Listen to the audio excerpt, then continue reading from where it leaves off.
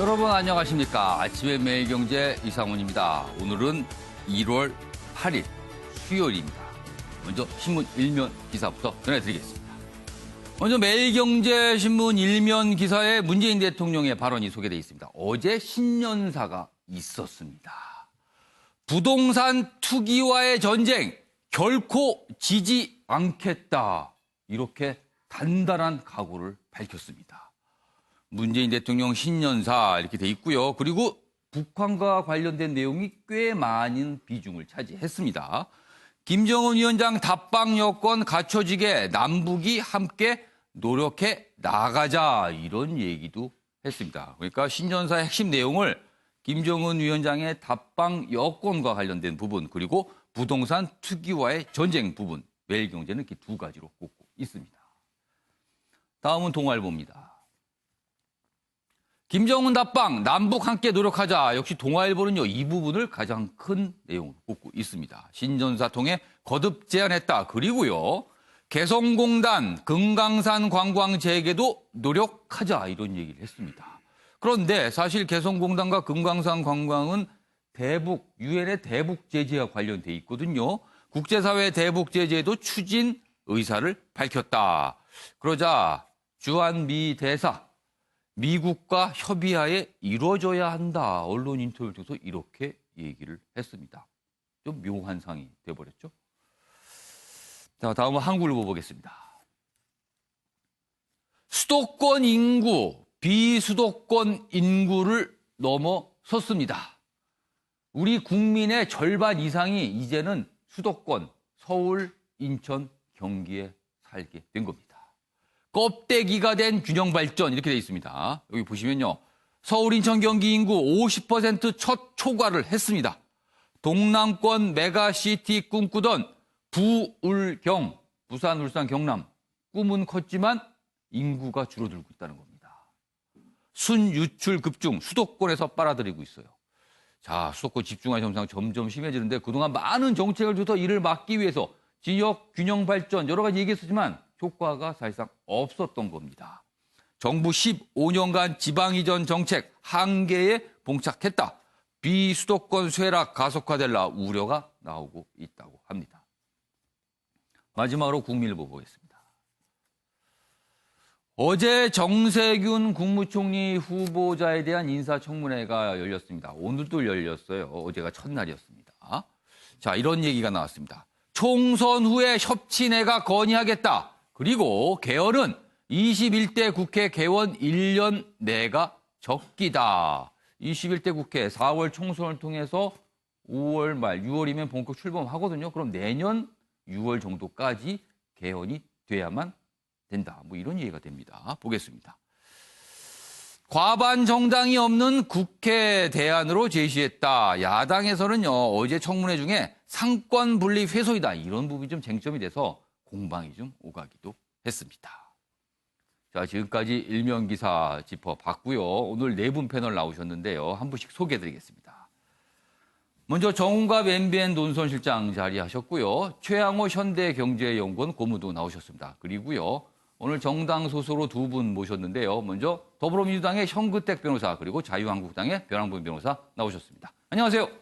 반갑습니다.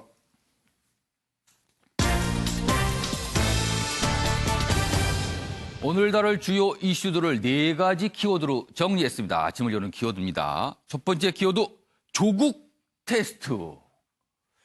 최근에 민주당에서 인재 영입 굉장히 활발하게 진행되고 있는데요. 그 영입된 인사들에게 조국 사태에 대한 질문이 들어갑니다. 그때마다 어떤 얘기를 하는데요. 이를 두고 뒷말들이 아주 진하게 나오고 있습니다. 두 번째 키워드는요. 검찰 물갈이. 오늘 뭔가가 있을 듯한 분위기입니다. 그리고요. 부동산 투기와의 전쟁. 어제 문재인 대통령이 얘기를 했죠. 반드시 집값 잡는다. 이런 얘기를 강조했습니다. 마지막 키워드는요. 봉준호 감독의 어록.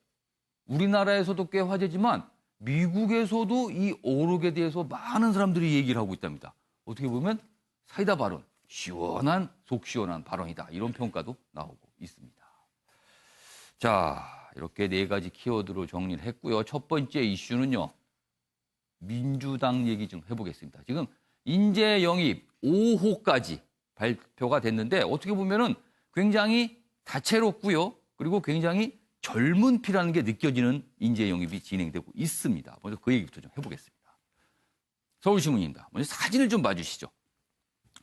민주당 인재 영입 5호 발탁된 소방관 출신 오용환. 소방관입니다. 전직 소방관.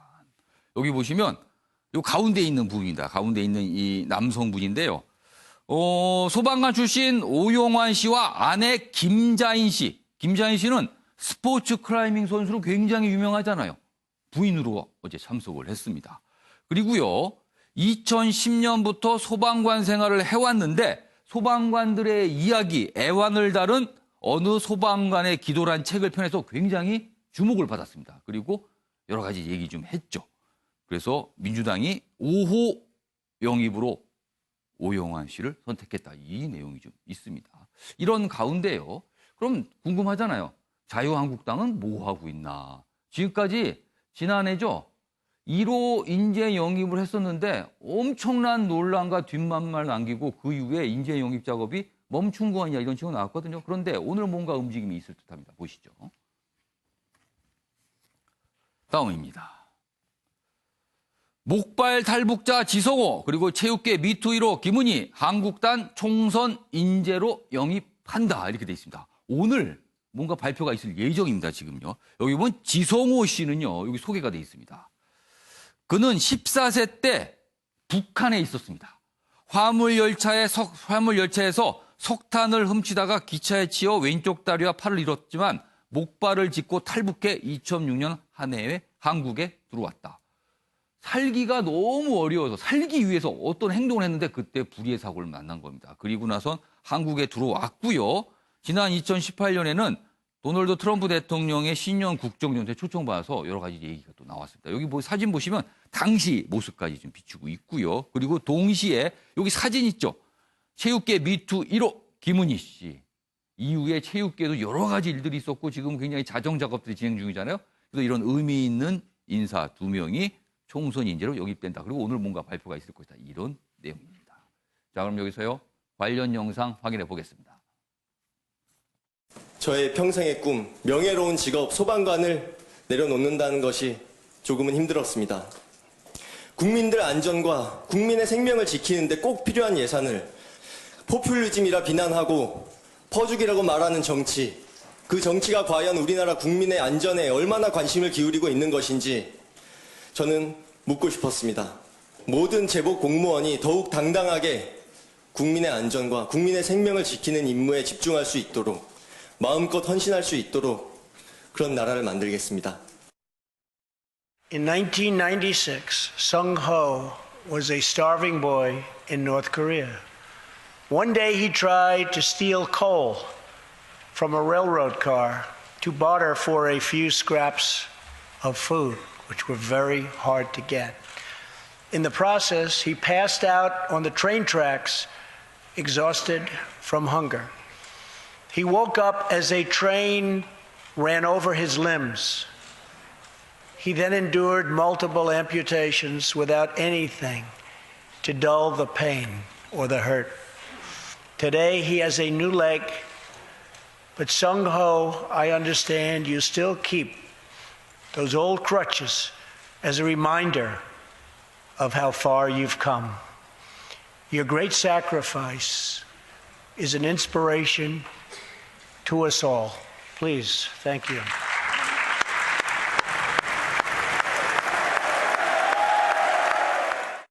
네, 두 가지 모습 봤습니다.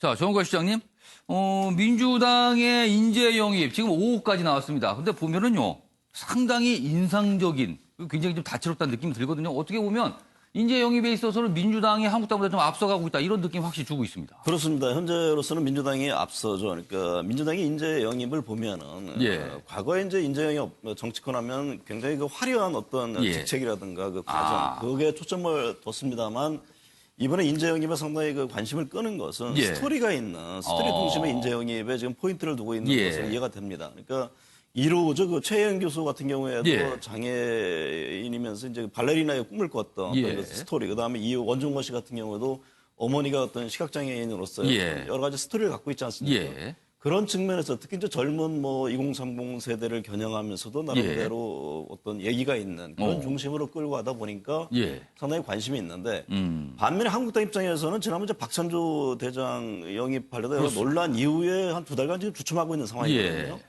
향후에 인재 영입의 움직임을 좀 봐야겠습니다만 어쨌든 예. 지금까지는 민주당이 상당히 그 선전하고 있다 이렇게 평가를 해야 될 것 같습니다. 예. 특히 이제 정치권에서 뭐 젊은 세대들의 관심을 갖는 이유는 예.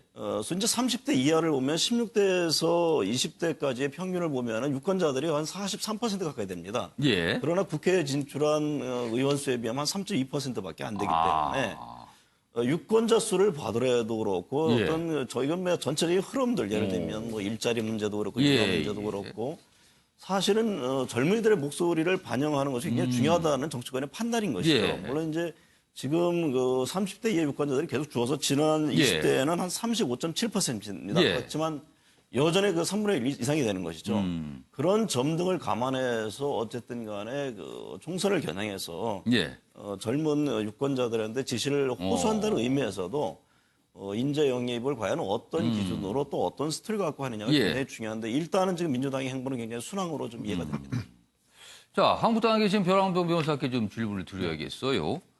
오늘 지성호 씨 영입 발표가 이루어지는 겁니까? 그리고 한국당의 인재 영입 작업은 어떻게 진행되고 있는 겁니까? 상대적으로 좀 뒤처졌다 이런 평가 나오거든요, 지금. 그렇게 보일 수밖에 없을 것 같고요. 앞서 예. 정우갑 위원님 말씀하신 거에 상당히 좀 공감을 많이 가는데 예. 과거 이제 정당들의 인재 영입하면은 어떤 큰 이념형 인사라든가 어떤 거물에 대한 그런 이슈가 많았었던 것 같은데 예. 최근에 확실히 인재 영입 자체가 어떤 자신의 분야에서 큰 족적을 남기거나 의미 있는 일을 해왔던 이야기를 가진 사람들을 하는 식으로 바뀐 건 분명히 맞는 것 같습니다. 또한 그들이 국민들에게 좀 더 정치권의 기존 인물들에 대한 식상함이라든가 뭔가 변화에 대한 물결을 이제 그런 식으로 아마 좀 인재 영입으로 해결하고 그러면 있는 이른바 것이 아닌가. 식상한 스펙보다는 그렇죠. 스토리가 있는 인물을 예. 많이 보고 있다. 우리 사회에서 어떻게 뭐 일가를 이루거나 어떤 뭐 큰 예. 족적을 남긴 사람보다는 자신의 분야에서 어떤 의미를 해왔던 사람들이 정치를 해야 하는 것이 아니냐라는 예. 국민적 공감대를 정치권이 받아들인 것이 아닌가 싶은 생각이 들고 있고요. 예. 그런 면에서는 민주당의 인재 영입이 뭐 감성에 상당히 부합하는 면이 있는 것 같고요. 예. 한국당 같은 경우에는 이제 1차 인재 영입은 그야말로 이제 뭐 이념형 인사들을 위주로 이루어졌던 예. 것 같습니다. 근데 오늘 지성호 씨라든가 김은희 씨 보게 되면 예. 이제 민주당처럼 국민들이 그러한 인재 영입을 원한다라는 생각을 하면서 이제 인재 영입 방향을 좀 바꿔가고 있는 것처럼 예. 좀 보여질 수가 있을 것 같고요. 예. 이제 한국당이 해야 될 일은 이제 인재 영입을 했던 사람들에 대해서 단순히 입당식하고 사진 찍으로 끝나는 것이 아니라 그 사람들이 정말 의미 있는 곳에 공천이 되거나 의미 예. 있는 곳에 비례 번호를 받아서 예. 실제로 국회에서 일할 수 있는 공간을 만들어줘야지만 제대로 된 인재 영입이 되겠죠. 단순히 그냥 입당식에서 사진 찍고 우리도 이런 사람을 영입했다라는 것이 아니라 당선될 만한 곳에 보내서 그 사람들한테 일할 기회를 주는 것. 그것이 실제 이제 정말 의원이 될 수 있게 해줘야 된다. 그래야 그렇죠. 진정한 이제, 인재 예. 영입이 된다는 말씀이시네요. 그렇죠. 그런데 한 가지 궁금한 게요. 오늘 사실 이런 인재 영입 같은 거는요. 발표가 있기 전까지 굉장히 비공개로 잘 갖고 있다가 발표하는 전장에서 딱 내놔야지 주목도 받고 깜짝 놀라고 그러잖아요. 근데 한국당 여기 지성호 씨 같은 경우는 이거 왜 먼저 나왔어요? 오늘 공개도 아직 안 됐는데. 어떻게 된 겁니까, 이거는요? 그거는 사실 주의 환기 측면이 좀 있는 것 같습니다. 그러니까 1차 예. 인재 영입처럼 예를 들어서 뭐 이념형 인사라든가 그런 사람이랑 오히려 그런 깜짝 발표가 있긴 하겠지만 예. 한국당에서도 이런 식으로 국민들이 원하는 인재 영입으로 다가간다라는 식으로 좀 알리기 위해서 약간 군부를 떼는 거죠. 그러니까 어제 민주당이 최근에 나오고 어제도 이제 인재 영입 발표니까 한국당이 조금 의도적인가요? 살짝 이렇게 좀 얘기가 돼서 이렇게 언론에 나오게 된 건가요? 아무튼 오늘 기다려보면 공식적으로 어떤 발표가 있는지 알게 될 거고요. 그런데요.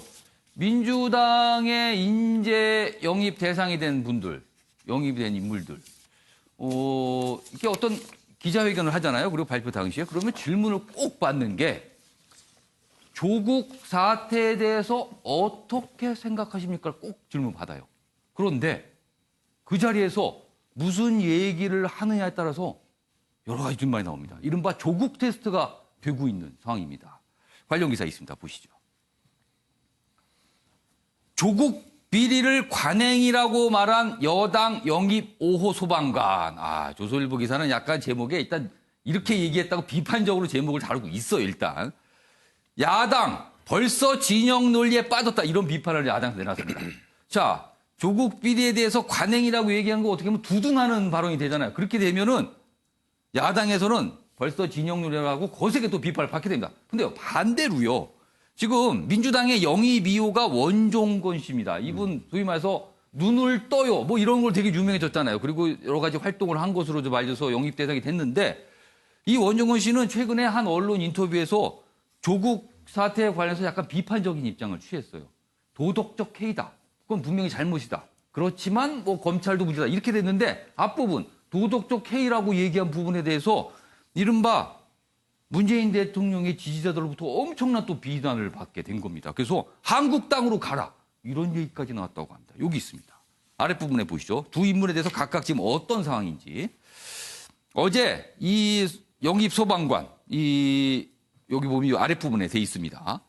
조 전 장관 일가의 행태에 대해서 질문을 받고 모든 학부모가 당시 관행적으로 해온 행위라면서 언론과 검찰에서 새어나온 정보로 인해 너무 지나치게 부풀려졌다. 당시 관행이다. 그러니까 이걸 갖고 야당이 좀 반발을 한 거예요. 반면에 원종건 씨는 최근 언론 인터뷰에서 이렇게 얘기합니다.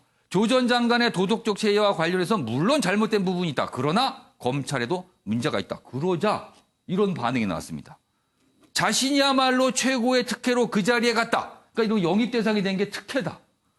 그래 놓고서 어디서 이런 소리를 하는가. 기계적 양비론을 할 거면 한국당으로 가라.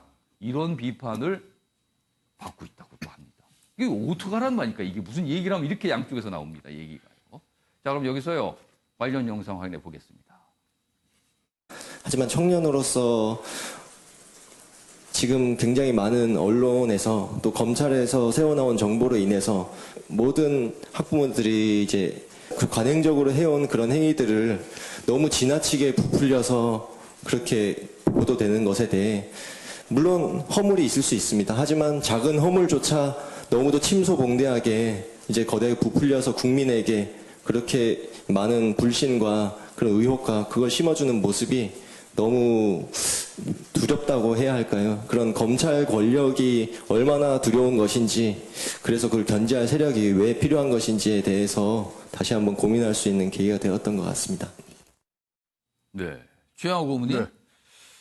이른바 조국 테스트로 가는 것 같습니다. 그러니까요. 두둔을 하면 여당 지지자들은 환호하지만 야당으로부터 이제 문제 제기를 또 받고요. 그리고 뭔가 또 지적을 하게 되면은요. 이건 또 여당 지지자로부터 거센 또 반발을 하게 됩니다. 그러면은 이른바 이게 진영 싸움에 휘말린 듯한 모습으로 가는 것 같아요. 그렇습니다. 이 인재들을 영입하는 이 원래 목적이 외연을 확대하려는 거거든요. 따라서 지금 뭐 어느 당이든 갖고 있던 어떤 정체성이라든가 이거에 보완제가 될 수 있는 사람들을 뽑아서 외연을 넓히면서 국민들의 이 대의를 모을 수 있는 부분들로 가야 되는데 자기네 얘기만 하는 사람만 뽑아서는 절대로 이거는 뭐 소위 말하는 인재 영입이라고 지금 말할 수가 없고요. 지금 포커스가 20대, 30대에 지금 굉장히 맞춰 있습니다, 양당이. 그렇습니다. 그러다 보니까 그 위주로 가다 보니까 20대, 30대야말로 가장 다양한 소리를 낼 수 있는 그런 부분들인데 그 부분들을 자기네 소리만 내라. 이건 아니죠. 그래서 지금 이 양당이 어떤 식으로든지 가든 간에 경쟁을 하는데 저는 제일 부족한 게 이거라고 생각합니다. 어떻게 인재들을 이제 영입하느냐에 대해서 큰 그림이 없거든요. 자, 지금 선거 100일밖에 안 남았습니다. 이 정도면 과거에는 이 당이 이번 총선을 통해서 무엇을 할 것인가들이 정책적인 얘기들이 나온 후에 거기에 맞는 인재들을 영입했는데 요번에는 완전히 20대, 30대만 몰입이 돼서 그 사람들 중심으로만 뽑는 점. 아니, 정책은 안 보이고 사람으로만 가고 있다는 거네요. 사실 그렇다면 투표로 한다 그러면 지금 50대 이상이 훨씬 더 숫자는 많죠. 새로 들어오는 20대, 30대에 대한 지금 기대감으로 지금 하고 있는 건데 양당 이렇게 인재 영입에 이 경쟁을 할 게 아니라 지금 무슨 정책으로 21대 국회를 몰고 가느냐부터 얘기를 한 후에 인재 영입에 대해서 서로 경쟁을 했으면 좋겠습니다. 이쪽 이제 화면으로는요. 어떤 말들이 과연 이게 논란, 말이 인용이 돼 있습니다. 어떤 말들이 인용이 돼 있는데 과연 왜 문제가 되는 건지 보겠습니다. 먼저 오영환입니다. 인재 5호죠. 어제 민주당이 영입했는데 조국 전 장관 측의 작은 허물조차 침소봉대에 국민에게 불안과 의혹을 심어주는 모습이 두렵다. 그러면서 여기서 당시 관행이다 얘기를 합니다. 그러다 이게 여당 지지자들, 문재인 대통령 지지자들은 뭐 맞다, 당연하다 이렇게 하지만 야당에서는 또 거세게 반발하는 거야. 이게 뭐냐 벌써 들어오자마자 뭐 진영 논리에 빠진 거 이런 또 비판이 나옵니다. 다음입니다. 자 이번에는요 1호가 아니죠 2호죠 2호 원종건 씨입니다. 여기 보면 조국 전 장관의 도덕적 해이와 관련해선 잘못된 부분이 있다. 그러나 검찰도 좀 뭐 심하다 이렇게 되십니다. 근데 이 앞부분 도덕적 해이라고 했다. 잘못됐다고 했다. 이러면서 또 여당 지지자로부터 엄청난 또 공격을 받게 된 겁니다. 지금 상황이 이렇게 되고 있어요. 정대 변호사.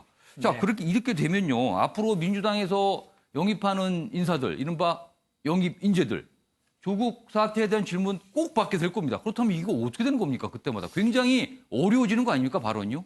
아니 저는 오히려 솔직히가 더 좋다고 봅니다. 예. 왜냐면 지금 이 질문을 받는 분들은 대부분 예. 20대, 30대들이에요. 예. 저희 당에서 지금 아마 뭐 예를 들어서 군 출신도 있었고요. 예. 아마 검찰 출신도 있었는데 이런 분들은 아마 그분들한테 질문하지 않겠죠. 왜 이 젊은 친구 죄송합니다. 20, 30한테 질문하냐 그러면 우리가 입시 문제와 관련해서 굉장히 민감했다라는 예. 부분이 있잖아요. 예. 근데 저는 이런 부분은 뭐 긍정적으로 봅니다. 왜냐하면 지금 두 분의 얘기가 약간 결이 다르잖아요. 물론 예. 아마 언론의 해석이 좀 다른 거죠. 예. 한 분이 약간 긍정적으로 보고 한 분이 약간 예. 부정적으로 보는데 그거 자체가 저는 민주주의라고 봐요. 그러니까 특히 지금 젊은 친구들 중에 예. 남성 부분인데 예. 굉장히 의견이 갈려 있거든요. 예. 2030 세대의 조국 장관 사태를 보는 상당히 굉장히 갈려 있어요. 한쪽은 검찰이 좀 심하다. 예. 우리 당 지지자들 많고 또 한쪽에서는 그래도 뭔가 엄마 찬스, 아빠 찬스를 쓴 거 아니냐 이런 의견이 있거든요. 예. 저는 이게 오히려 자연스러운 과정이라고 봅니다. 그리고 본인이 정치를 하겠다고 나왔으면 예. 본인의 생각에 대해서 이렇게 분명히 밝히는 게 좋아요. 그래서 평가를 받아야지 그냥 이게 어려운 문제니까 뭐 다음에 답변하겠습니다. 이거보다는 오히려 더 솔직하고 좋은 거라고 저는 봅니다. 그러니까 한 가지 걱정되는 건 지금 사실 조국 정부를 거치면서 진영 논리가 너무나가 굳건하게 자리 잡았거든요. 과연 이렇게 새롭게 영입된 이 청년들이 거기서 제 목소리를 낼 수 있을 것인가 이런 거에 대한 우려가 분명히 있습니다. 지금요. 어떻게 보세요 그건? 아마 이제 보수 언론이라든지 특히 야당에서 이런 부분을 문제 삼는 것 같긴 한데요. 예. 저는 아마 뭐 보수 언론이라든지 야당에서 문제 삼는 건 당연하다고 봅니다. 이분들이 예. 왜냐하면 우리 민주당을 어쨌든 뭐 대변하기 위해서 나왔고 앞으로 예. 정치를 하려면 계속 이런 문제 부딪히게 되거든요. 예. 그래서 저는 뭐 나쁜 게 아니다. 오히려 주목도 받는 것이고, 그리고 본인의 생각, 특히 이제 검찰 지금 예. 이제 조국 장관과 관련해서는 굉장히 이제 지금 아마 총선 국면에도 계속 예. 이제 갈 수 있기 때문에 저희 당이 사실은 지금 5호까지 했지만 세 분 정도는 이제 청년이라고 볼 수 있거든요. 예. 두 분은 이제 군인이라든지 뭐 전문가, 한 분은 이제 법조인인데 저는 뭐 오히려 자연스러운 현상이고 더 오히려 이 실제로 예. 청년들의 그 입장을 대변하고 있다라고 보고 있습니다. 알겠습니다. 최영호 고문님께 짧게 30초 드리겠습니다. 아니 이제 모든 부모의 관행이라 얘기하는 팩트가 아닌 부분들로 얘기를 하니까 거기에 지금 울컥하는 거죠. 예. 당시 학부모였습니다. 예. 저도. 예. 그럼 제가 학부모가 아니던가 아니면 예. 나쁜 학부모든가 관행을 몰랐다든가 예. 전체 그런 식으로 해서 지금 조국 장관에 대해서 옹호를 하려고 그러면 팩트를 예. 갖고 좀 해주시면 좋겠습니다. 모든 부모의 관행은 절대 예. 아니었습니다. 그러니까 그런 부분에 대해서 좀 문제가 있다라고 보신다라도 말씀을 좀 추가로 좀 해주셨습니다. 알겠습니다. 참 이게 또 어렵습니다. 지금요. 정치를 새롭게 하겠다고 인재로서 영입돼 뛰어들었는데 이런 굉장히 민감한 질문을 받게 되거든요. 예, 정은가 근데 실장님. 사실은 기성에서 보면 그렇지만 20대, 30대가 어떤 정치적 어휘와 용어에 대해서 굉장히 서툴 겁니다. 그렇겠죠, 아무래도. 전체적인 맥락은 사실은 어떤 검찰의 예. 문제를 지적하면서 또 한쪽에서는 예. 또 조기의 어떤 그 불합리성을 지적하는 것인데 예. 관행이라는 표현이 과연 그 어떤 정치적으로도 어떤 반영이 있을 줄 알고 했겠는가. 그러니까 예. 그건 역시도 사실은 기성의 어떤 관점에서 본인의 지나치게 원래 의사도 다르게 해석될 수도 있을 것 지나치게 같아요. 좀 성급하게 재단하는 것 아닌가. 그러니까 좀 한번 좀 지켜볼 필요가 있지 않나 그런 생각이 듭니다. 알겠습니다. 정은갑 실장님 말씀이 좀 최종 정리 같습니다. 사실은 좀 여러 가지 좀 이렇게 좀 지켜봐야 된다. 아직은 뭐 그런 모습이었습니다. 알겠습니다. 자 이번에는요 어제입니다. 법무장관과 검찰총장이 만났습니다. 뭐 그렇게 길진 않았습니다만 굉장히 의미심장한 모습이었다고 오늘 언론들은 평가하고 있습니다. 보시죠. 추미애와 윤석열 38분 회동했다. 그런데 24시간도 안 지나서 오늘 법무부가 검찰 인사위원회를 전격 개최한다고 합니다. 인사위원회가 열리면요, 이제 검찰 인사 이루어지는 겁니다. 어제 추미애 장관과 윤석열 검찰총장이 만났는데 이런 얘기가 또 알려지고 있어요. 끝난 다음에 각각 이렇게 짧게 어떤 얘기가 좀 나왔어요. 무슨 얘기가 오고 갔는지. 여기 보면 추 장관, 검찰개혁 정착되도록 협조를 당부했다. 그러자 윤석열 총장, 개혁 완수되도록 노력 다하겠다. 이건 뭐 원론적인 얘기잖아요. 뭐 이 정도만 알려졌어요. 진짜 무슨 얘기를 하는지는 모릅니다. 38분이면 그래도 꽤 깊은 얘기를 할 수 있는 시간이 나왔을 것 같은데 이 정도만 알려졌고요. 그리고요. 오늘 오후에 인사가 있을 것이다. 지금 많은 언론들이 예상을 하고 있습니다. 그런데 보면요. 내용이 이렇습니다. 한동훈 대검 반부패부장, 박찬호 공공수사부장, 대검, 이른바 윤석열 사단입니다. 대검 부장 교체 1순위로 겸용되고 있고요. 검찰국장 등 요직에는 비검찰 출신 기용설이 난무하고 있다. 이렇게 돼 있습니다. 그리고 여기 뭐 검찰국장, 중앙지검장 제안받은 적 없다. 뭐 여기 사이 황희석 국장 얘기도 좀 실려 있고요. 검사장 이상 고위 간부 대대적인 이동의 촉각을 많은 사람들이 세우고 있다. 이런 얘기입니다. 자, 그럼 여기서요. 어제 두 인물의 회동 모습 확인해 보겠습니다. 윤석열 총장 예방돼 있는데 혹시 검찰 인사 관련 얘기도 좀 언급하십니까? 청와대나 여권 수사하는 진실에도 인사 대상에 포함된다고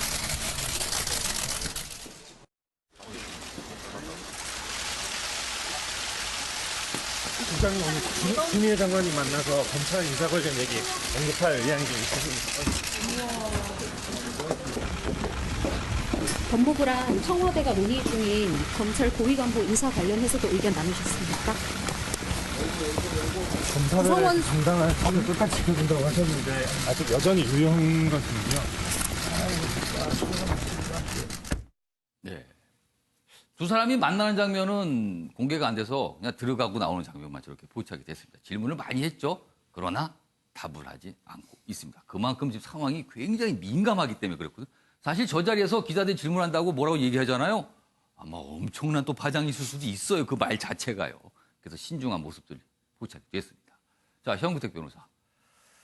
오늘 뭔가 있을 듯 합니다. 분명히요. 자, 그렇다면 이른바 수사 라인에 대한 인사 있을 것이냐 말 것이냐 이게 관심사거든요. 어떻게 전망하세요? 저도 뭐 저 두 분과 뭐 비할 바는 아니지만 예. 똑같이 입장인 것 같아요. 왜냐하면 어. 사실은 저도 모릅니다, 솔직히. 저기 모릅니다. 검찰 인사위원회 들어가 있는 것도 아니고 어떻게 예. 관여하는 게 아니기 때문에 솔직히 모르겠는데 예. 사실은 근데 그런 부분이 있는 것 같아요. 이제 검찰 인사는 지금 많은 분들이 생각하기에 뭐 장관이 하는 것처럼 알고 있지만 예. 사실은 대통령의 권한입니다. 어. 그러니까 장관이 법무부 검찰총장의 의견을 들어서 예. 제청을 하고 예. 대통령이 임명하는 거거든요. 그리고 물론 이제 검찰 인사위원회를 거치게 돼 있습니다만, 예. 근데 아마 대체적으로 예상하는 바와 같이 아마 현재 지금 원래는 6자리 고검장 자리가 비어 있었고요. 원래 예. 조국 전 장관 때 하려고 했는데 못했던 인사들이죠. 예. 아마 대충 후보들은 추려놨을 걸로 봅니다. 거기 이제 두 분이 더 사퇴했으니까 8자리가 빈 거죠. 예. 그건 당연히 채우는 게 맞습니다. 근데 어. 채우게 되면 또 밑에서부터 쭉 올라갈 수밖에 없거든요. 예. 그거를 현재 수사하고 있는 분은 빼고 다른 사람들만 인사할 수 있냐? 그렇지는 않다고 봐요. 인사라는 건 그렇다고 하다 본다- 보면 그렇죠. 그럴 왜냐하면 수밖에 없다. 예를 들어서 그렇게 본다 그러면 계속 현재 자리에 있고 싶은 사람은 뭔가 이제 뭔가 그런 수사를 하려고 할 거 아닙니까? 예. 그러면 이제 자리가 보존되는 시기 되니까 아. 어떤 수사를 하고 있느냐 안 하고 있느냐가 이제 인사 기준이 돼서는 안 된다. 기본적으로 인사라는 그렇게 보고요. 예. 뭐 1년을 채워야 된다는 것도 있는데 예외 규정도 많고 승진이라든지 아니면 심의위에 거치면 하게 돼 있습니다. 그래서 저는 아마 자연스럽게 인사를 하게 되면 검찰 조직이라는 예. 게 쭉 어쨌든 이게 피라미드 구조로 예. 돼 있어서 위에가 이렇게 나가거나 아니면 예. 승진을 시키면 밑에서 쭉 올라가게 돼 있어요. 예. 자연스러운 현상이기 때문에 수사하고 있느냐 아니냐가 큰 문제는 아닌 것 같고 그다음에 또 하나는 예. 검찰총장의 의견을 듣는 방법이 어떻게 정해져 있지 않아요. 저렇게 뭐 그렇겠죠. 대동을 해도 되고 뭐 전화로 해도 되고 예. 아니면 검찰국장 통해서도 예. 되고 그동안에는 어찌 보면 검찰의 힘이 좀 강력하고 예. 또 이제 검찰의 의견이 많이 반영되다 보니까 그런데 예. 실제로는 다른 우리가 행정기관, 뭐 예를 들어서 행안부에서 뭐 경찰청 인사를 예. 한다든지 예. 산하기관 외청 인사할 때는 거의 그렇지 않거든요. 좀 오히려 좀 정상적으로 자리 잡아가는 모양새가 맞는 것 같다라고 봅니다. 근데 지금 생각보다 사실 검찰 인사가 조금 늦어졌다는 얘기가 있거든요. 원래는 해가 바뀌면 바로 나올 수 있다는데 조금 뭐 며칠 정도 늦어졌는데 그걸 두고 일각에선 그렇습니다. 아까 사실상 검찰 인사는 청와대가 한다 그랬잖아요. 청와대 가는 검찰 인사에 대해서 추미애 장관이 약간 이견이 있는 거 아니었냐. 그래서 조율 과정이 필요한 거 아니냐. 뭐 이런 분석이 있거든요. 이건 어떻게 보세요, 강성? 그런 이제 언론 보도 저도 봤습니다. 예. 아마 이제 특히 이제 아마 중앙지검장 예. 그다음에 이제 검찰국장 자리를 비검사 출신으로 임명하는 거에 대해서 뭐 청와대에서는 그렇게 얘기하고 있고 예. 추미애 장관은 아니다라고 얘기했다는 언론 보도를 예. 봤는데 저는 그게 그렇게 단순히 쉽지는 않은 문제라고 봐요. 왜냐하면 전체 인사하는 거는 자연스러운 과정이거든요. 예. 근데 우리가 이제 서울중앙지검장이나 검찰국장 그동안 이제 검찰이 거의 해왔단 말이죠. 예. 그러면 규정상의 문제도 좀 있고요. 물론 이제 뭐 비검찰 출신을 검찰로 임명해서 하는 방법도 있지만 이거는 쉽게 할 문제는 아니다. 예를 들어서 약간 제도적으로 어느 정도 좀 바꿔 나가면서 예. 저는 아마 이제 우리 검찰 개혁 얘기할 때 미국처럼 검사장이나 법원장을 뭐 선거로 하자 이런 얘기도 있거든요. 근데 이거는 단순히 어쨌든 현재 제도에서 할 수 있는 건 아니라고 봐요. 그래서 약간 좀 순차적으로 해나갈 문제 아닌가. 그럼 이렇게. 정 변호사는 오늘 인사가 나을 경우에 그 내용을 보면은 비검찰 출신이 검찰국장도 이런 자리에 앉는 거는 아마 없지 않을까. 이렇게 전망하시는 거네요, 그건. 그거 굉장히 어려운 질문인데요. 네. 저는 아마 이제 그동안에 해왔던 인사의 어떤 법무부라든지 검찰 인사 관례라는 게 있거든요. 그러니까 그런 식으로 좀 따라가면서 약간씩 이제 개혁을 해나가는 방향으로 가지 않을까. 개인적으로는 그렇게 예상해요. 지금 정우대 변호사 말씀하신 부분, 이 부분을 갖고 혹시 청와대와 추미애 법무장관이 뭔가 좀 며칠 동안 좀 의견을 주고받고 조율한 게 아니냐. 뭐 이런 추정들은 나오고 있긴 합니다, 지금요. 뭐 추정입니다. 지금 뭐 알려지는 게 딱히는 없습니다, 사실은요. 자. 검찰과 관련된 기사가 또 하나 있는데요. 보겠습니다. 다음입니다. 이건 수사 사안과 관련된 겁니다.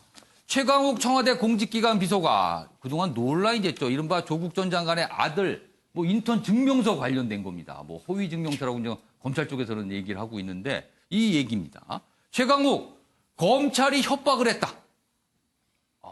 이게 뭐냐면 협박의 내용은요 이렇습니다. 여기 보시죠. 요 부분입니다. 검찰이 소환에 불응하면은 공소장에 실명을 공개하겠다 이러면서 본인을 압박했다고 주장을 한 거예요. 이게 어제 언론 보도를 통해 처음에 이 얘기가 나왔습니다. 그러다 검찰이 바로 입장문을 내고 반박을 합니다. 연락도 안 받는데 무슨 협박을 하느냐 이렇게 또 받아쳤습니다. 그리고요 이 공소 사실 자체에 대해서 지금 다릅니다. 최강욱 비서관은요. 인턴 증명서 이거 제대로 발급된 거다. 실제 한 거다. 그리고 제대로 가다 문제될 거 없다. 그러나 검찰은요. 이거 허위라는 증거 다 있다. 이렇게 또 맞서고 있는 상황입니다. 이것도 재판에 가서 다툼이 되겠죠. 근데 일단 문제는 검찰이 협박을 했다? 무슨 말도 안 되는 소리냐. 이겁니다. 지금요. 보시죠. 검찰.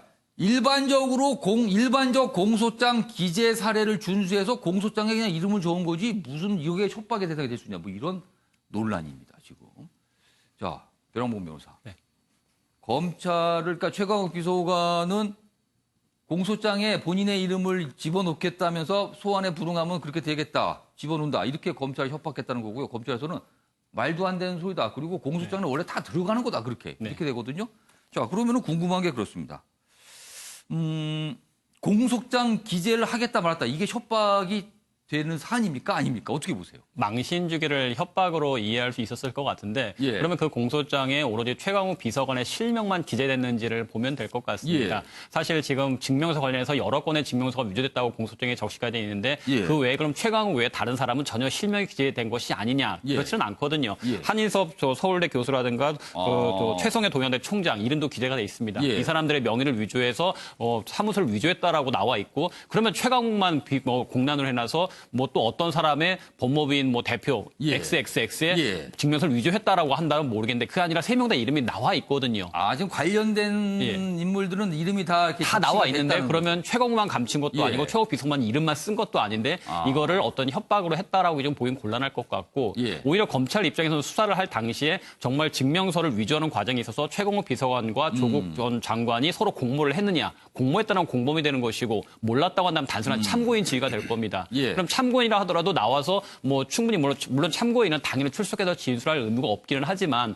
어쨌든 이 정도 중요한 사안이라면 나가서 진술을 하는 게 맞겠죠. 그런데 본인은 전혀 나가지도 않고 진술도 하지 않았으면서 뭐 협박을 받았다라는 말은 조금 어폐가 있을 것 같고 오히려 또 협박을 했다라는 대상 자체가 이름을 넣느냐 빼느냐라는 문제인데 그럼 다른 사람들은 협박을 받아가지고 나가서 했었느냐 그것도 더 말이 안 맞을 것 같거든요. 이건 물론 진실 게임이긴 하지만 조금 납득할 수 없는 설명이다라는 생각이 좀 드네요. 그러니까 이런 말들이 것들이 약간 어떻게 전원 형태로 알려졌고요. 언론에 그거에 대해서 검찰이 이제 반응을 보이고 이렇게 좀 약간 공방처럼 오가고 있는데 자, 정대 변호사가 약간 반론하시겠는데 네네. 짧게 시간 드릴게요. 짧게 하겠습니다. 예. 사실은 이 그 인턴 증명서는 사문서입니다. 법인에서 한 거기 때문에 예. 사문서는 그 내용의 허위는 문제가 안 돼요. 사문서 위조가 안 되는 거예요. 그러니까 이거를 제출한 게 업무 방해다.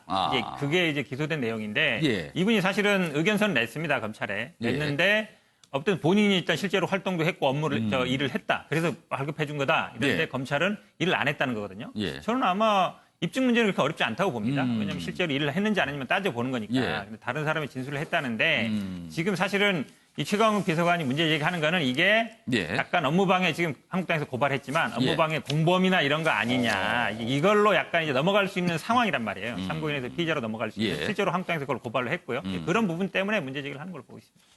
참 요새 이 검찰과 어떤 이 당사자 간의 이런 공방이 참 많아요. 여러 갈래라서 뭐 거의 뭐 한 며칠 간격으로 이렇게 나오긴데 또 이런 약간 공방이 좀 벌어지고 있어서 이게 좀 사실은 둘 중에 하나는 누가 틀리게 돼버리잖아요. 이렇게 되면 결국엔 나중에는요. 뭐 보면은 알 것 같습니다. 자, 이번에는요. 어제 국회에서 있었던 정세균 국무총리 후보자에 대한 인사청문회 내용. 뭐 쟁점이 좀 몇 가지 있었습니다. 그 쟁점 하나씩 좀 다뤄보겠습니다. 자, 일단 첫 번째 쟁점이 여기 좀 소개가 돼 있어요. 일단 제목은 이렇습니다. 총리가 되면 대통령에게 직언하겠다. 그리고 협치 내각 꾸리자고 건의하겠다. 뭐 이건 뭐 누가 봐도 좋은 얘기죠. 직언하겠다. 협치 내각 하자는데 누가 반대할 사람이 있습니까? 요거는 뭐 별 문제 없이 그냥 갔습니다. 그래서 이렇게 소개가 됐고요. 문제는요. 아랫부분이었습니다. 나경원 자유한국당 의원이 여당이 청와대 출장소냐 이렇게 또 질타를 합니다. 그 뜻은 상권 분립에 관한 얘기겠죠. 총리 출신이 그거보다 의전서열이 낮은 대통령 밑에 들어가는 국회의장 출신이 그 대통령 밑에 들어가는 총리로 갈 수가 있는 거냐. 뭐 이런 지적이잖아요. 이 지적은 계속 나왔었습니다. 정 후보자 상권 분립 훼손 논란에 현직 의장이 아니라서 훼손 아니다. 전직이니까 괜찮은 거다. 이런 약간 논리를 폈습니다. 이 내용입니다. 그리고요. 또 한 가지 쟁점이 어제 있었습니다. 다음 기사입니다. 다음입니다. 요 기사. 정세균 두 자녀 축의금 3억은 40년 품앗이 한 거에 대한 어떤 이게 반대급부다. 이런 취지의 얘기를 합니다. 그러니까 자녀 둘을 결혼시켰는데 각각 1억 5천억씩 축의금이 들어온 겁니다. 그래서 이거에 대해서 야당이 이제 문제 제기를 한 거예요. 그러면서 40년 품앗이 납세 대상 아니다. 이렇게 얘기를 합니다. 총리 후보 청문회에서 수입 논란이 됐습니다. 여기 협치 얘기도 나왔다. 이렇게 돼 있는데요. 이 부분 두 가지 쟁점이 어제 좀 됐는데 관련 영상으로 확인해 보겠습니다. 전임 국회의장님이 총리로 간다는 거, 저는 집권 여당이 행정부에 대한 견제 기능을 포기한 거나 다름이 없다고 생각합니다. 그래서 상권 분립을 위배했다고 얘기를 하는 겁니다. 현직 의장이 만약에 총리로 간다 그러면 절대 있을 수 없는 일이죠. 그렇지만 저는 현재 의원의 신분입니다. 입법부 구성원들 입장에서는 불편할 수도 있고 마땅치 않을 수도 있다. 예, 입법부 후보자님. 구성원들에 대해서는 송구하게 생각하지만 청와대하고 집권 여당이 대선 지지도 여론조사 1위를 하고 계시는 이낙연 국무총리를 정치 복귀하기 위해서 지금 전임 국회의장을 대타로 심고 있다고 생각이 됩니다. 의장님 화 안 나십니까? 자녀들에 대해서 결혼할 때 받은 축의금이 3억입니다. 그때 증여세를 내셔야 돼요. 예. 증여세를 내지 않으셨어요. 우리나라의 축의금이라고 하는 것은 품앗이 성격이 있지 않습니까? 제가 40년 넘게 일을 했으니 얼마나 많은 축의금을 냈겠습니까? 그 당시에 제 기억에 이 축의금은 그 세금을 안 내도 되는 거냐 좀 알아봐라 그렇게 얘기를 했더니 이 정도는 전혀 대상이 아니라고 합니다. 그렇게 보고를 받고 제가 세금을 안 낸 것입니다. 네, 정호권 실장님, 이른바 이제 상권 분립 논란. 이거 구체적으로 얘기하면 그 얘기가 영상에도 포함이 됐습니다만, 이른바 이낙연 총리가 나가기 위한 대타 역할이 된 거 아니냐, 이런 지적이 있었어요. 이거 어떻게 보셨어요? 정세균 총리 후보자가 얘기를 했습니다만 이제 현재 의장이 아니기 때문에 예. 그 훼손이 아니다라는 그 입장을 얘기를 했죠. 그러니까 예. 굳이 뭐 그것이 문제가 된다 그러면 현재 국회의원들이 지금 내각의 장관으로 가는 것 자체 이거는 또 어떻게 설명할 거냐. 그러니까 그 부분에 대해서는 일종의 하나의 정치적인 언급으로 이해가 됩니다. 우리나라가 약간 내각제 요소가 있으니까 좀 그렇게 되고 있긴 합니다만. 어제 청문회 과정을 보니까 사실은 총리 후보자에 대해서 어떤 영향을 주려면은 증거에 입각한 소위 말해 결정적 한 방이 있어야 되는데 전체적인 흐름이 의혹제기 수준에서 끝난 것 아닌가. 그러니까 저는 큰 영향을 주기는 굉장히 쉽지 않다 이렇게 보여집니다. 그러니까 물론 오늘 뭐 증인과 뭐 참고인 불러서 다시 한번 하고 있습니다만 어떤 내용이 나올지 보여야 되겠습니다만 그 정세균 후보자 같은 경우에는 특히 이제 사실 의회주의자입니다. 그러니까 여야 두루두루가 원만한 상당히 관계를 갖고 있고 또 지금 여당에서는 어쨌든 4+1이라는 그 협의체를 갖고 있기 때문에 저는 뭐 인사청문회 일정이 끝나면은 그 16일 전에 어떤 지금 총리가 떠나야 되는 상황이기 때문에 13일쯤에 국회에서 표결로 처리되지 않을까 이런 생각을 하고 있고 정세균 후보자는 또 뭐 야당 입장에서도 보면은 또 나름대로 인정을 하는 그런 의원들도 있기 때문에 큰 무리가 없게 전개되지 않을까 저는 그런 전망을 합니다. 어제 뭐 여러 가지 늦게까지 진행이 됐습니다만 특별하게 이른바 청문회 때 나타나면 야당의 어떤 한방 뭐 이런 거는 없었던 거 아니냐, 좀 무난하게 지냈던 거 아니냐, 뭐 이런 분석을 해주셨습니다. 그나마 좀 눈길 잡은 게 아까 축의금 3억이었어요, 최영하 고문님. 자, 이 3억 얘기 어떤 지적이 있었는데, 자, 이걸 좀 어떻게 판단할까요? 이걸 지적하는 게 조금 문제일까요? 아니면 액수가 좀 많고 그래서 좀 문제가 있는 걸까요? 어떻게 보세요? 근데 결혼식장 가시면 축의금을 누구한테 줍니까? 결혼하는 그 두 신랑 신부한테 주는 게 축의금인가? 아니면 결혼을 시키는 부모한테 주는 것인가? 이것도 지금 뭐 사실 그러면은 정세균 이 후보자 같은 경우는 부모한테 가는 건가요? 혼주로서 그거를 받는 것이냐? 그다음에 이제 뭐 이것을 진짜 이제 뭐 세법사공을 하면은 진짜로 뭐 을군 소득이 돼야 되느냐? 그리고 뭐 여기서 뭐 비용 80%는 제해주고 다느냐? 등등의 이거 관행적인 부분들이 많고 또 해석의 여지가 많기 때문에 하는데 지금 이제 3억을 갖고서 어떻게 사용했느냐의 문제인데요. 그 문제에 대해서는 진짜 문제점이 있죠. 왜냐하면은 여야가 다 소위 말하는 그 자료를 제출해 달라는데 하나도 제출 안 하신 거예요. 그러니까 저것이 이제 문제를 삼을 수 있는 부분들로 갔지. 저것이 이제 납세 대상이냐 아니냐에 보다는 왜 자료를 안 내시냐 이거죠. 지금 앞에 장관님 하시는 분들도 청문회 자료들을 안 낸 세금 자료 프라이버시라고 그래서 이러면 청문회 왜 하는지 모르겠어요. 그래서 그게 사실은 더 중요한 문제가 돼 있다 그렇게 봅니다. 정우택 변호사 3억간 한 자녀씩 1억 5천씩 해서 3억. 이 금액 문제는 좀 어떻게 보세요? 규모에. 저는 뭐 이분이 예를 들어서 그냥 일반인은 모르겠지만 정치를 오래 하셨고 그동안 아마 여러 뭐 40년 동안 했으면 아마 낸 게 아마 더 많지 않을까요? 40년 얘기하면서 이거 품앗이의 성격이다 이런 얘기가 있었어요. 근데 이제 법 얘기하셔서 그런데 재밌는 얘기가 지금 정확한 지적을 하셨어요. 사실은 혼주한테 주는 거는 혼주한테 주는 거고요. 그다음에 신랑 신부한테 주는 돈도 있거든요. 그런 거는 신랑 신부한테 주는데 사실은 이 축의금은 소득으로는 안 잡혀요. 소득은 아니고 이제 증여인데 의례적으로 주는 거기 때문에 증여세 납부 대상이 아닙니다. 근데 예를 들어서 혼주가 받은 돈을 그 신랑 신부한테 줬다. 그거는 증여가 돼요. 법적으로도. 그 뭐 그렇게 됩니까? 부분이 근데 어렵죠. 축의금을 혼주가 받아서 그거를 신랑 신부에 주면 증여세를 내야 되는 거예요? 그러니까 구분이 돼야 되는데 구분이 어렵잖아요. 그럼 어떻게 구분하냐면 보통 이제 신랑 신부가 이거 내 친구다. 이렇게 명단 보고 이거 내 친구다라면 그거는 이제 증여세에서 빼줄 수는 있어요. 그런데 지금 보시면 아마 저 받은 돈으로 가지고 그날 아마 뭐 결혼식 비용으로 썼다. 그러면 이제 정세균 의장님이 본인이 받은 거는 증여가 아니고 그걸 또 썼기 때문에 법적으로는 아무 문제가 안 됩니다. 실제로 예를 들어서 1억 5천을 받아가지고 5천만 원 쓰고 1억은 내가 그냥 가졌다 해도 저는 소득세 신고 대상도 아니고 증여세 신고 대상도 아니에요. 애매하네요. 애매한 게 아니라 법적으로는 뭐 그냥 어찌 보면 그동안 내가 낸 돈을 그동안 그러면 우리가 20만 원, 30만 원, 뭐 10만 원 낼 때 그거를 또 비용으로 처리 안 하잖아요. 그거랑 같은 개념으로. 알겠습니다. 변호부 변호사. 그냥 이게 정치적인 주제는 별도로 하고 법적으로만 좀 설명을 드리면은 축의금은 우리 대법원 판례에 의하면 혼주의 것으로 보고 있고요. 혼주의 것이다. 이제 조의금은 상속인들 것, 자식들의 것으로 보고 축의금은 혼주의 것으로 보고 있습니다. 그리고 이제 뭐 예를 들어 가족 간의 관계, 특수관계일 경우에는 400만 원까지는 비과세가 되고 있고요. 400만 원이 초과되는 부의금을 내면 그거는 증여세 대상이 됩니다.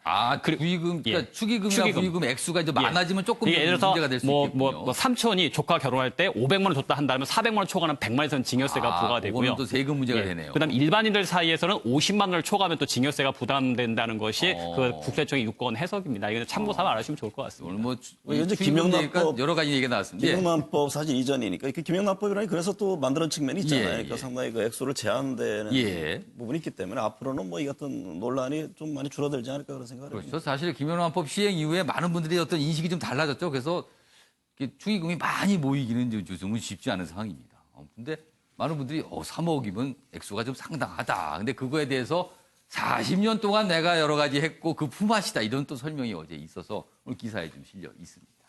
보수 통합 논의 뭐 어떻게 되는 건지 모르겠습니다. 굉장히 말은 많이 나오는데 뭐가 잘 안 된다. 잘 안 되고 있다. 이런 분석이 꽤 있거든요. 자, 첫 번째 기사 보겠습니다.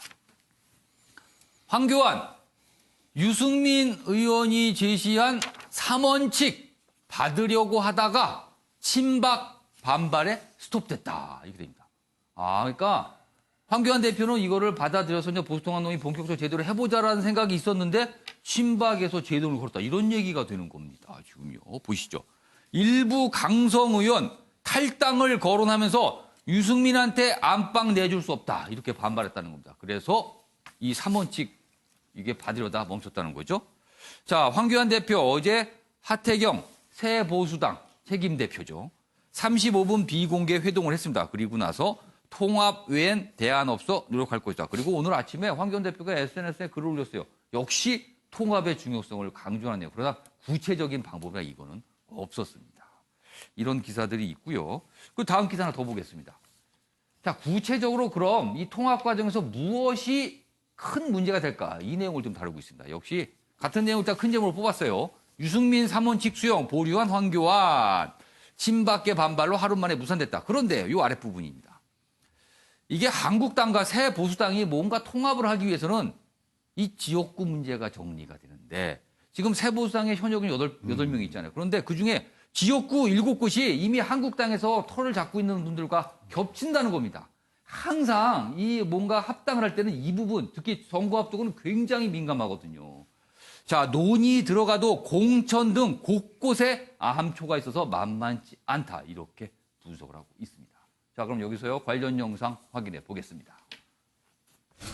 보수의 이름을 걸고 창당한 당이 그 역할을 통해서 국민들에게 사랑과 신뢰를 받는 그런 정당이 되기를 바랍니다. 힘들고 어려운 자유파, 자유민주 진영이 한 번 더 힘을 내는 그런 기회가 되었으면 좋겠다 이런 생각을 합니다. 이 하연님과 한동안 이제 같은 당에 있었었는데 참 많이 돌고 돌아서 이 자리에 같이 앉게 되니까 감회가 새롭습니다. 같은 당에 있었다고 말씀하셨는데 아마 같은 당에 있고 싶은 마음이 그렇게 표현되신 것 같습니다. 보수가 힘을 합쳐야 된다는 목소리도 좀 많이 듣고 있습니다. 근데 그 해답은 한국당도 그렇고 새로운 보수당도 그렇고 보수 개혁의 일로 매진하면 반드시 한 길에서 만나게 되어 있다고 생각을 합니다. 네, 변한봉 변호사. 지금 사실 보수 통합, 뭐 때로는 보수 대통합이라고 얘기합니다. 그럴 때 여러 가지 세력이 있습니다만 가장 중요한 거는 한국당과 최근에 창당한 새 보수당이 통합할 거죠. 이게 가장 큰 관심사거든요. 그런데 그 양쪽에서 각각 이런 얘기가 나옵니다. 제가 좀 미리 좀 적어왔습니다. 그 얘기들을. 이런 얘기가 나오는데 자유한국당 내의 친박계에서는요. 이런 말이 있습니다. 한강과 양재천이 합쳐지면 한강이 되는 거지 왜 새 이름을 붙이느냐. 그러니까 한국당, 새보수당이 해쳐 모여서 새로운 당을 만들자. 그게 통합의 방법이다. 이런 주장에 대해서 한강과 양재천 만나면 한강 되는 거지 왜 이름을 바꾸자. 이런 반발이 친박계 내에서 있다 그러고요. 반면에요. 새보수당 내에서는요. 이런 말이 나옵니다. 기차가 가고 있는데 VIP석 다 차지해놓고는 우리 보고 거기 올라타라고? 자리도 없는데. 이 얘기를 하는 겁니다. 굉장히 상징적인 의미들이 둘 다 있어요. 변홍범 변호사. 이거 잘 되겠습니까, 지금? 황교안 대표라든가 아니면 유승민 전 대표 같은 경우도 예. 다 통합에 대해서는 큰 언론들은 공감을 하고 있는 것 같습니다. 그렇기 때문에 황교안 대표도 그 3원칙을 받으려다 약간 좀 보류를 하셨던 것 같기는 한데 결과적으로는 그 원칙을 받고 가야죠. 저 개인적으로 그렇게 생각을 합니다. 받고 가야 된다. 예. 국민들이 원하는 것은 어쨌든 한국당의 그 보수의 모습 또는 한국당을 포함한 여러 보수의 모습이 바뀌어서 개혁되는 것을 원하고 있는 것이지 어디가 큰 집이고 어디를 중심으로 하는 통합을 원한 것 같지는 않습니다. 어디가 한강이고 어디가 양재천인지 이거 따질 때 아니라는 그걸 겁니까, 관심을 지금? 갖고 있는 것이 아니라 어쨌든 현 정부에 대해서 다른 생각들을 갖고 있고 이견을 제시하는 국민들은 그에 합당한 보수가 제대로 세력을 갖추기를 원하고 제대로 된 목소리를 내기를 원하고 있고 그것은 단순히 그것이 주도권을 새 보수당이냐 아니면 한국당이냐의 문제가 아니라 좀 제대로 된 보수가 사람 좀 바꿔서 제대로 하기를 원하고 있다고 저는 생각을 하거든요. 그러면은 적어도 3원칙을 바꾸고 큰 틀에서 통합을 가야 된다고 생각을 하고 지나치게 오히려 극단적인 목소리를 내시는 분들이야말로 국민들이 원하는 모습은 아니기 때문에 그분들을 배제하고 가서라도 이제 좀 큰 집을 진 것이 맞지 않겠느냐라는 생각을 합니다. 언제까지 이렇게 지지부진하게 탄핵에 대한 찬성 반대로 통합에 대한 전제 조건이 되고 새 집을 짓자 말자 그런 것보다는 정말 국민들이 원하는 통합으로 가고 제대로 된 보수의 모습으로 개혁을 해야 되는 것이지 서로 기득권이라든가 지분 싸움하면서 하는 것은 이제 좀 안 했으면 좋겠습니다. 그런 식으로 가다가는 총선은 필패죠. 자, 최영호 고문님. 지금 변환법원에서는 그 3원칙을 받고 통합 논의해야 된다고 지금 얘기를 하셨어요. 근데 그 3원칙 중에는 이른바 탄핵의 강을 건너자라는 부분이 있습니다. 자, 이 부분을 받게 된다면요. 새 보수당과는 뭔가 논의가 되겠죠. 그런데 보수 대통합의 또 다른 세력이 할 수 있는 이른바 이제 우리공화당이라든가 이제 그와 관련 계통의 어떤 세력이 있는데 그럼 여기는 굉장한 반발할 거 아닙니까? 이거 어떻게 해야 되는 겁니까? 그럼? 아니 그러니까 그 보수의 통합이 지금 추구하는 지향점이 선거 이기는 것밖에 없어요. 국가를 어떻게 지향점으로 갖고 갈 건가 그런 얘기를 해서 보수 통합이 돼야죠. 보수의 가치에 대해서도 지금 서로 이견이 다른데 통합하면 무슨 시너지가 나는지 저는 진짜 뭐 대안이 없다 그러는데. 그러니까 선거만 보고 있고 구체적으로 왜 합해야 되는지 이런 게 없다는 그렇습니다. 거예요? 그리고 어쨌든 간에 자유한국당이 중심이 돼야 되는데 지금 황교안 대표는 11월 달부터 세 차례나 통합추진위원회 한다 그랬는데 한 발짝도 못 나가고 있습니다. 그러면 진짜로 보수가 모여서 지금 뭐 반문 연대의 세력을 세우는 거 외에는 국민 눈앞에 지금 비치는 게 없거든요. 아니 우리나라가 어떤 나라인데 어떻게 발전시킬 건가를 보수 진보의 프레임에서 벗어나서 미래로 가는 부분들을 얘기를 하면서 돼야지 지금 이렇게 해서 또 치고받고요. 100일밖에 안 남았습니다. 근데 최영호 고문님 말씀드니까 뭐 맞는 말씀이신 것 같은데 구체적으로 그럼 지금 뭘 해야 되는 겁니까? 하지 말고요. 선거 끝난 다음에 통합하시라 이거예요. 그럼 각자 선거를 치르라는 소리예요? 네. 아니 그래서 지면 지는 거고 이기면 이기는 거지. 지금 또 이러한 분열을 만들어서 보수를 점점 더 갈갈이 찢기는 그런 행동만 지금 하시는 거거든요. 벼랑보 변호사의 지금 얘기와 최영호 고문 얘기는 이제 완전히 다른 방법을 제시했어요. 지금 3원칙 받아들여서 적극적으로 뭔가 합해야 된다. 최영호 고문님은 이럴 바에 각자 선거 치르고 그 이후에 논의해라. 이 얘기입니다. 정호갑 실장님 어떻게 보셨어요? 지금 통합이라는 것은 필요성에 대해서는 다들 느끼고 있을 겁니다. 그러니까 보수가 분열돼서 총선을 치렀을 경우에는 뭐 상당히 어렵다는 것을 공히 인정을 하기 때문이죠. 그러니까 아까 변 변호사 얘기했듯이 이 3원칙이라는 게 사실은 받아들일 수밖에 없는 사안일 겁니다. 그러니까 총선이니까 외연 확장이라는 것이지. 근데 그 대목에 대해서 이제 새 집을 짓자라는 이 대목에 대해서 TK 의원들이 상당히 반발을 하고 있는 것이죠. 결국에는 이제 기싸움이나 이런 표현을 합니다만 공천에 대한 지분입니다. 그러니까 앞서 얘기하셨습니다. 한강과 양재천을 비유를 했습니다만 그게 무슨 얘기냐 하면은 당대당 통합으로 해서 일정 정도의 어떤 역할과 지분을 줄 것이냐 아니면 흡수 형태로 할 것이냐. 이제 이 부분에 대한 정리가 안 되는 것이죠. 그러니까 TK 의원들 입장에서는 아니 굳이 내가 이쪽이든 저쪽이든 공천 받으면 되는데 그런 모험 위험을 왜 감수하느냐는. 그러니까 이 점에 대해서 황교안 대표는 사실은 설득하고 돌파를 해나가야 되는 것이죠. 그러니까 중요한 것은 어떤 원칙을 갖고 의지를 갖고 끌고 가느냐. 아니면 시장에서 떠밀려서 가느냐. 이건 엄청난 차이가 있거든요. 그래서 지금 점점 시간이 가면 갈수록 후자로 빠져드는 것이 아닌가. 그러니까 어제도 많은 언론에서는 황교안 대표가 3원칙을 받아들일 입장을 낼 것이다. 그렇죠. 그렇습니다만 이제 그저 밤에 또 뭐 여러 의원들과 얘기하면서 바뀌었다라는 그런 얘기들이 흘러나오고 있지 않습니까? 그러니까 지금 시간이 많지 않은 상황에서 저렇게 갈 것인지 아니면은 정말 적극적으로 통합의 어떤 사실은 자기의 어떤 기득권을 내려놓는 것이죠. 그러면서 비대위가 됐든 통합 추진체가 됐든 해가지고 끌고 나갈 것인지 이건 굉장히 중요한 문제인데 그것이 안 된다. 글쎄요, 방금 이제 최고원 말씀하셨지만, 나중에 총선 끝나고서는 예. 어떤 같이 합칠 공간이 있는지도 잘 모르겠어요. 그러니까 그 부분에 대한. 선거 끝나면 더 아쉬움이 없어갖고 그냥 또 그대로 가는 거 아닙니까? 아니, 뭐가 의원들이 배지를 예. 달고 뭉쳐 있어야지만 통합을 하든지 말든지 할 텐데, 과연 그게 될 것이냐. 예. 그 한국당 의원 내지는 또 예. 보수에서도 굉장히 절박성을 느끼는 의원들이 상당히 있습니다. 그러니까 아이. 시기의 문제인데 과연 그것이 어떻게 풀어갈지 이 점은 굉장히 좀 어려운 측면들이 있다라고 보여집니다. 예. 이 화면에 그 3원칙 좀 잡아주시기 바랍니다.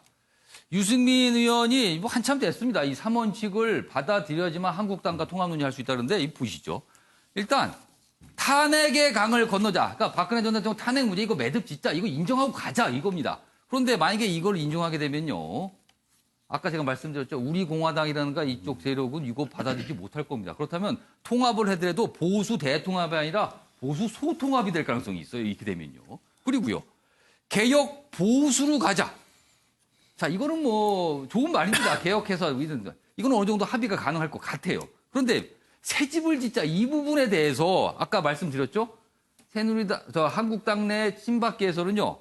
우리가 한강인데 왜 양재천이 끼어드는데 왜 강 이름을 바꾸려고 그래? 그대로 가야지. 이런 얘기가 나오는 거고요. 반면에 새 보수당 내에서는 VIP에서 좀 물러나야 우리가 올라타든가 말든지 자유도 없는데 우리 보고 왜 올라타라냐. 이렇게 또 맞서고 있어서 이게 쉽지 않은 상황으로 가고 있습니다. 이 정도 내용이 좀 정리되고 있습니다. 자, 매일경제 기사입니다. 문, 전쟁 표현까지 써가며 집값 잡기 고강도 대책 예고했다. 어제 반드시 잡겠다고 했거든요. 반드시 잡겠다. 여기 보시면 경제 분야 공정을 강조하면서 9억 이하 신고가 전세가 급등 이딴 대책에도 시장 불안은 계속된다. 그렇지만 반드시 잡겠다. 부동산 투기와의 전쟁 꼭 이긴다. 절대 지지 않을 것이다. 이렇게까지 얘기했거든요. 그래서 뭔가 또 추가적인 강력한 대책이 나오지 않겠느냐 이런 전망도 나오고 있습니다. 관련 기사 하나 더 있습니다. 문, 투기와의 전쟁 선포, 규제 집중된 내성만 키우는 거 아니냐 이런 지적과 우려도 좀 있기도 합니다. 이게 너무 정책이 많이 나오니까 이 내성이 되는 거 아니냐. 왜 그런가 하면요. 과거 참여정부 때 그런 걸 한번 경험했기 때문입니다. 여기 그 얘기가 있습니다.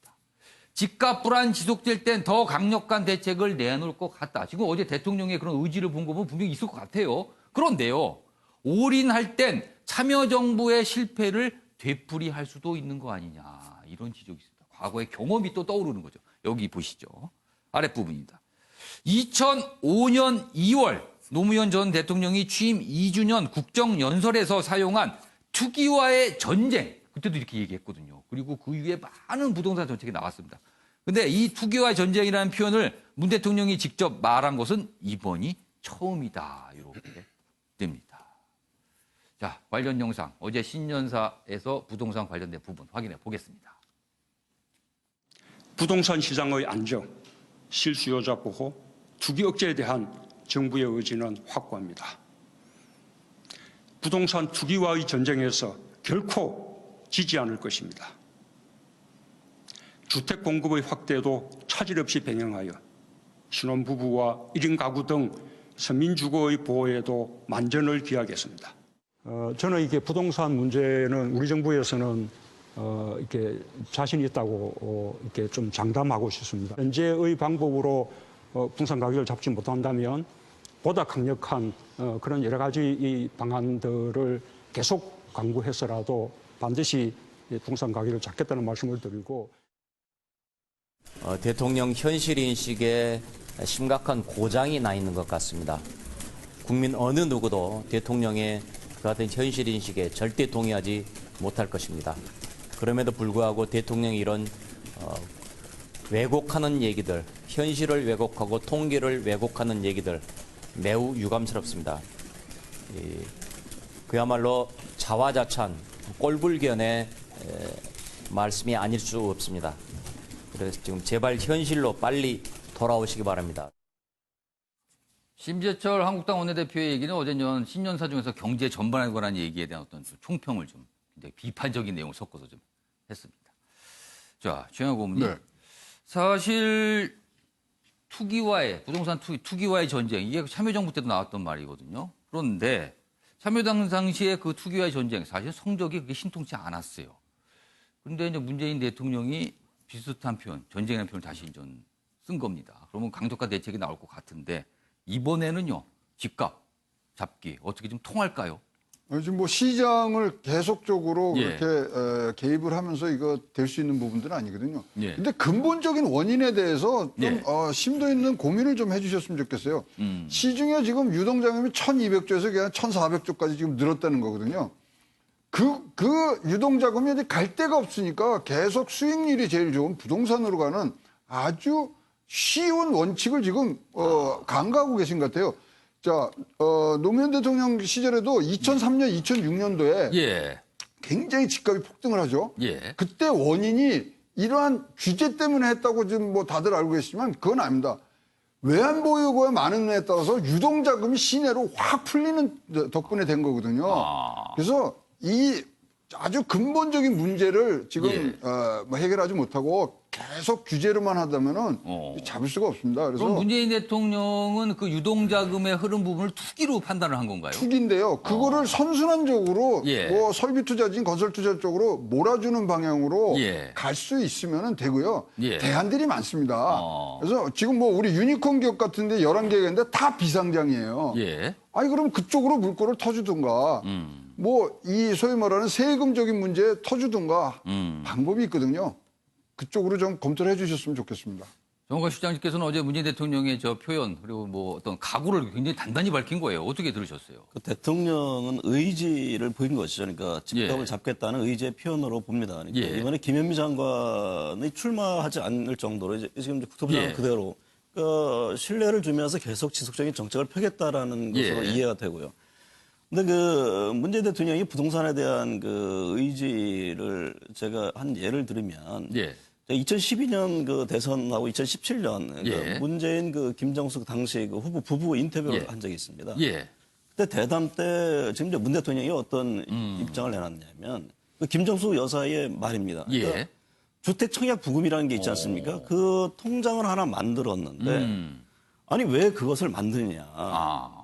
그것은 진짜 집 없고 가난한 서민들을 위한 건데 왜 그 부금 통장을 만들어서 뭘 해보려고 하느냐라는 엄청난 질책을 받아서 눈물이 핑돌았다. 왜 쓸데없이 그런 걸 만들었느냐. 그러니까 그만큼 어떻게 보면 결벽증에 가까울 정도로 이 부동산에 대해서는 정말 이게 사는 공간이지 그게 하나의 돈벌이 수단이라든가 크게 장이 돼서는 안 된다는 제가 보기엔 확고한 그 원칙과 의지를 갖고 있는 것 같아요. 그러니까 지금의 어떤 사법개혁의 의지 못지않게 부동산 시장 가격을 안정화시키는데 최선을 다하겠다. 저는 그 의지로 읽히고 그것은 앞서도 말씀하셨습니다만 지금 여러 가지 뭐 세금 대책 뭐 이런 것들이 나오고 있습니다. 공급이라든가 어떤 전체적인 시장 활성화, 그래서 규제 개혁이라든가 노동시장 개혁을 통해서 이게 선순환 구조 형태 이런 것도 당연히 같이 정부로서는 고민하고 있지 않나 그런 생각을 해봅니다. 자, 문재인 대통령이 신년사에서 저렇게 집값에 대해서 저게 강력한 의지를 밝혔으니 고위공직자 중에서 다주택을 갖고 계신 분들은 참 가시방석이겠습니다. 지금요, 마음이요. 고민도 커질 것 같기도 합니다. 자, 이번에는 다음 기사입니다. 봉준호 감독 얘기 좀 해보겠습니다. 그동안 기생충이 뭐 전 세계 영화제에서 참 많은 상을 받았는데 그게 이제 언론 인터뷰나 여러 가지 입장을 밝혔는데 그 어록으로 또 이렇게 회자가 되는 내용들이 좀 있습니다. 보시죠. 봉준호의 한마디, 전 세계 영화팬 뒤 흔들다. 골든글로브 외국어 영화상을 받으면서 이런 얘기를 했죠. 1인치의 자막, 그 장벽도 아닌데 그 장벽 넘어서면 영화라는 바다가 열린다. 미국 사람들 그 장벽에 대한 거부가 있다 그러는데 그거 아무것도 아니다. 자막 읽어라. 이렇게 얘기한 거예요. 수상 소감이 엄청나게 회자되면서 미국인들 글 못 읽나, 뭐 SNS에 약간 이런 글까지 이렇게 만들어서 돌고 있다고 합니다. 외국어 작품이면 미 영화계 자성을 울리는 한마디였다. 이렇게 돼 있습니다. 여기 보면 봉 감독의 발언이 외국어 영화를 기피하는 미국 관객이 새겨들 만한 내용이라며 이른바 짧은 영상이죠. 이렇게 형태로 만들어서 막 유포가 되고 있다 그럽니다. 당신들은 왜 하루 종일 SNS 읽으면서 자막은 뭐니나 봉준호가 말했다. 뭐 약간 어떻게 보면 비꼬는 내용 같기도 해요. 저희가 봉준호 어록 영상으로 준비했습니다. 보시죠. And the Golden Globe goes to Parasite, South Korea. Coming to the stage tonight and accepting the Golden Globe for Parasite is writer, director, and producer Bong Joon-ho. Wow, amazing. Unbelievable.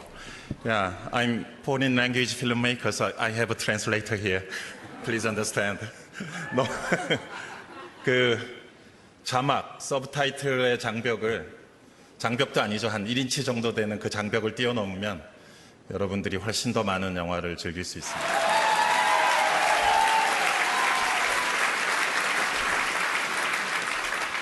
오늘 함께 후보에 오른 알모도바르 그리고 많은 멋진 세계 영화 감독들과 같이 후보에 오를 수 있어서 너무 그 자체가 이미 영광이었고요. I think we use only just one the language, the cinema. Thank you. Only one language, 시네마만 있다. 이런 얘기도 있고요. 그리고 앞서서는요. 아카데미상 수상 가능성에 대한 질문을 하셨다. 이렇게 얘기해요. 아카데미상은 로컬 영화제 아니냐? 미국 국내 영화제인데 뭘 이렇게 물어봐. 그래서 깜짝 놀랐다 그럽니다. 미국 사람들이요. 자, 정우택 변호사 어떻게 들으셨어요? 저는 수상하면서 얘기를 한국말로 하는 게 너무 이게 기분이 좋습니다. 왜냐하면 이제 영어를 못하는 게 아니잖아요. 그러니까 미국인들이 뭐 자막을 안 읽는다기도 있는데 봉준호 감독이 하고 싶었던 게 약간 이런 미국 우선주의. 지금 어쨌든 트럼프 대통령이 해외 정책도 보면 그냥 미국 주도로 간단 말이죠. 우리나라 방위 분담도 이렇고 그런 부분에 약간 물론 뭐 그 정치적인 의도는 없었겠지만 그러니까 미국이 너무 미국 우선주의로 아니 미국 저기만 하는 게 아니냐. 미국도 좀 다른 문제라든지 아니면 뭐 자막도 충분히 읽을 수 있는 건데 다른 세계 다 그렇게 하고 있기 때문에 우리는 자막 어렸을 때부터 봅니다. 외국 영화 그렇죠. 보면은요. 그러니까 미국은 자막 안 읽고 유명하죠. 사실은 뭐 맞는 얘기입니다. 근데 아마 저게 회자가 된다는 거는 아마 미국인들이 이제 조금 다른 생각을 하고 있지 않나라고 봅니다.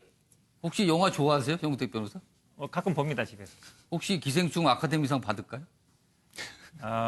제가 보기엔 아마 이게 지금 외국인 영화상이잖아요. 그 내용이 아마 외국인들한테는 조금 다를 수는 있는데 우리나라 사람들이 보기에는 뭐 저럴 수도 있나? 약간 가상현실 같은 그런 기분이었어요. 영화 봤을 때. 그래서 아카데미상까지는 쉽지 않지 않나라고. 약간 좀 어렵다 이렇게 좀 말하셨는데 뭐 보면 압니다. 이제 곧 있습니다. 아카데미상 시상식이요. 자, 이번에 마지막 내용이겠는데요. 이번엔 기사가 아니라 영상을 준비했는데 영상 준비했는데 포르투갈에서 한 유기견이 벌어지는 영상이 CCTV에 포착됐어요. 영상부터 확인해 보겠습니다. 자, 영상을 보시죠. 지금 차에서 누군가 내려갑니다. 그리고 개가 2마리가 내려오는데 하나 검은 개는 멀쩡하죠? 그러나 흰 개는요. 앞다리가 없습니다. 다친 거죠. 장애견입니다. 그런데 저 주인 보세요. 검은 개만 태우고 가고요. 저 개를 버립니다. 그리고 차는 떠나가는데요. 저 개 쫓아가죠. 다행히도 동물보호센터에서 발견이 돼서 지금 안전하게 보호를 받고 있다고 합니다. 변항범 변호사. 여러 가지 느끼게 합니다, 사실. 사람들이 반려견, 반려묘 하면서 동물들을 자신의 가족이라고 생각을 하는데 자신의 가족들이 아프다 없다면 절대 버리진 않겠죠. 마지막까지 돌봐주는 것이 인지상정인데 동물에 대해서도 그런 애정을 갖고 있다고 하는 사람들이 조금 불편한 동물에 대해서는 저렇게 잔인한 태도를 취하는 게 너무 좀 안타깝습니다. 그러면 반려견이라는 이름을 쓰지 말아야죠. 그 동물에 대해서도 사람과 똑같이 대한다면 저런 상황에서 오히려 더 돌봐주는 모습이 필요할 것 같이 그게 사람인데 조금 많이 아쉬운 영상이네요. 저 개가 어떤 과정을 통해서 저런 상태가 되는지는 모릅니다. 그러나 지금 보셨지만 멀쩡한 개와 장애견 같이 왔다가 장애견만 유기된 상황 정확하게 포착이 되고 말았습니다. 자, 아침의 매일경제 오늘은 여기까지입니다. 시청해주신 여러분 고맙습니다.